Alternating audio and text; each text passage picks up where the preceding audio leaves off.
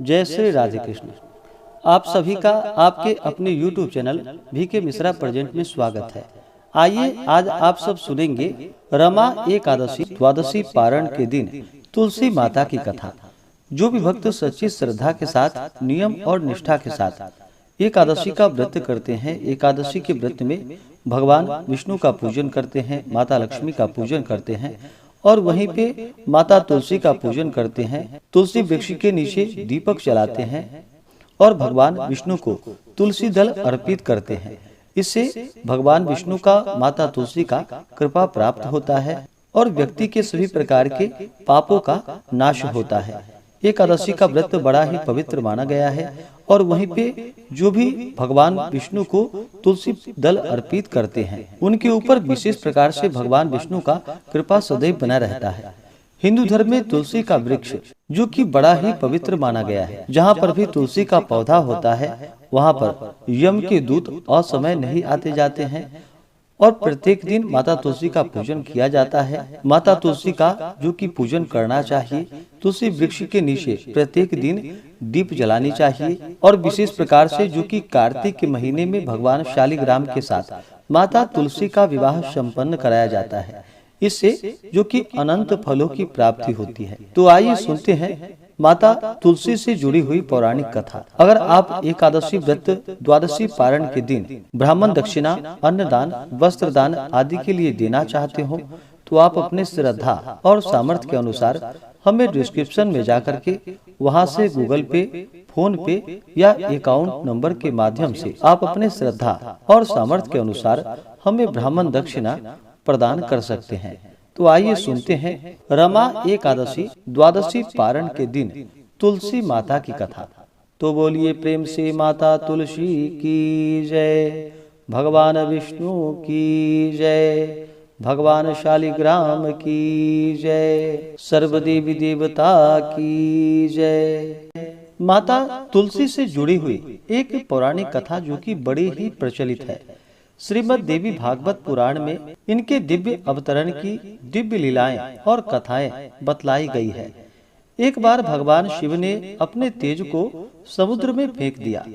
उसमें से एक महातेजस्वी बालक ने जन्म लिया। यह बालक जो कि आगे चलकर जालंधर के नाम से बड़ा ही पराक्रमी दैत्य राजा बना। इसकी राजधानी का नाम जो कि जालंधर नगरी पड़ा। दैत्यराज कालनेमी की कन्या वृंदा का विवाह जालंधर से हुआ। जालंधर जो कि महाराक्षस था, अपनी सत्ता के मद में चूर उसने माता लक्ष्मी को पाने की कामना से युद्ध किया, परंतु समुद्र से ही उत्पन्न होने के कारण माता लक्ष्मी ने उसे अपने भाई के रूप में स्वीकार किया। वहां से पराजित होकर वह माता पार्वती को पाने की लालसा से कैलाश पर्वत पर चल पड़ा। भगवान देवादिदेव महादेव शिव का ही रूप धारण कर माता पार्वती के समीप गया, परंतु माता पार्वती ने अपने योग बल से उसे तुरंत ही पहचान लिया तथा वहां से वह अंतर ध्यान हो गई। देवी पार्वती ने क्रुद्ध होकर सारा वृतांत भगवान विष्णु को कह सुनाया। जालंधर की पत्नी वृंदा जो कि अत्यंत पतिव्रता स्त्री थी, उसी के पतिव्रत धर्म की शक्ति से जालंधर न तो मारा जाता था और न ही कभी पराजित होता था। इसलिए जालंधर का नाश करने के लिए वृंदा के पतिव्रत धर्म को भंग करना बहुत ही जरूरी था। इसी कारण भगवान विष्णु ऋषि का वेश धारण कर वन में जा पहुँचे, जहाँ वृंदा अकेले भ्रमण कर रही थी। भगवान के साथ दो मायावी राक्षस थे, जिन्हें देखकर वृंदा भयभीत हो गई। ऋषि ने वृंदा के सामने पल में दोनों राक्षसों को भस्म कर दिया। उनकी शक्ति को देखकर वृंदा ने कैलाश पर्वत पर महादेव के साथ युद्ध कर रहे अपने पति जालंधर के बारे में उनसे पूछा। ऋषि वेशधारी भगवान विष्णु ने अपने माया जाल से दो वानर को प्रकट किए। एक वानर के हाथ में जालंधर का सिर था तथा दूसरे के हाथ में धड़। अपने पति की यह दशा को देखकर वृंदा मूर्छित होकर गिर पड़ी।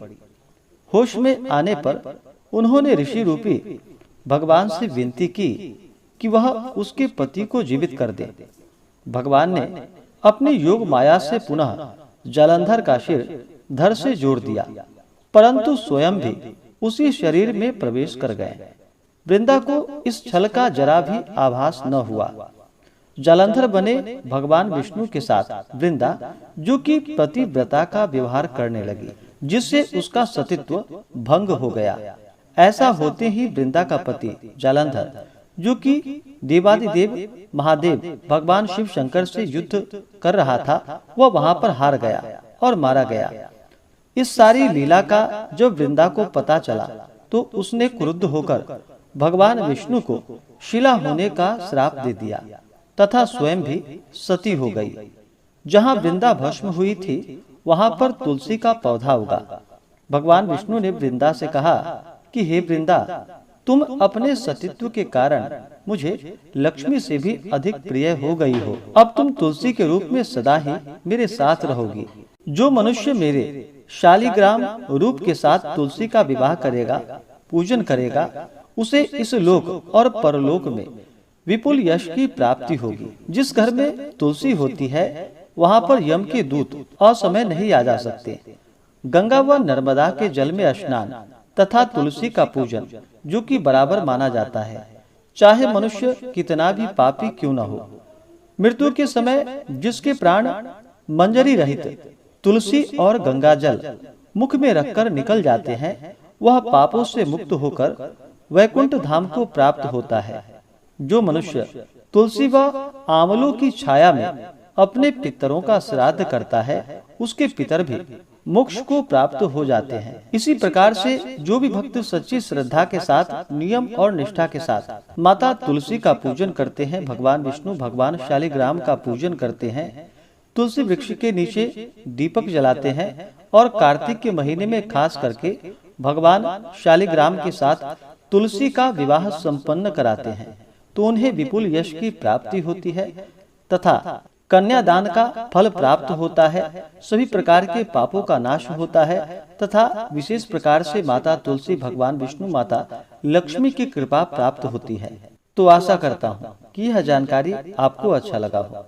इसी प्रकार से ज्ञानवर्धक जानकारियाँ प्राप्त करने के लिए हमारे इस चैनल पे अगर आप नए हैं तो चैनल को लाल बटन दबा करके सब्सक्राइब करें, साथ में बेल आइकन घंटी को दबाएं, ताकि मेरे वीडियो का नोटिफिकेशन आपको समय से मिलता रहे। वीडियो को लाइक करें, शेयर करें। सुखी रहें और स्वस्थ रहें। जय श्री राधे कृष्ण। धन्यवाद।